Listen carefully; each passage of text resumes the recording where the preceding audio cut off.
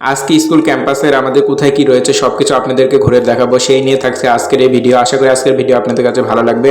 তাই ভালো লেগে থাকলে অবশ্যই লাইক, কমেন্ট এবং আপনার মূল্যবান মতামত জানাতে ভুলবেন না। আসসালামু আলাইকুম, সবাই কেমন আছেন? আশা করি অনেক ভালো আছেন। নতুন আরেকটি তো শুরুতে যখন স্কুল গেটে প্রবেশ করব তখন প্রবেশ করলে দেখতে পারবো শহীদ মিনারটি, শহীদের স্মরণে শহীদ মিনারটি নির্মাণ করা হয়েছে। প্রতি বছর 21শে ফেব্রুয়ারিতে এখানে শ্রদ্ধা জানানো হয়।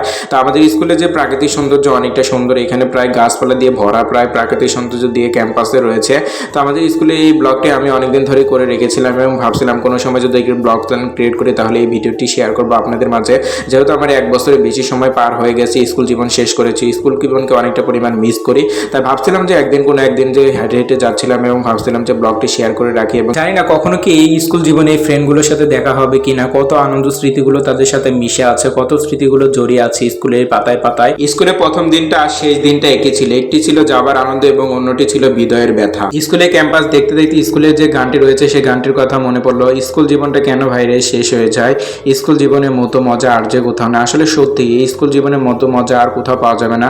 যতই জানি স্কুল ক্যাম্পাস পেরিয়ে এবং কলেজ বিশ্ববিদ্যালয়ে কোথাও যে এই স্কুলের মতো মজা আর কোথাও পাবো না।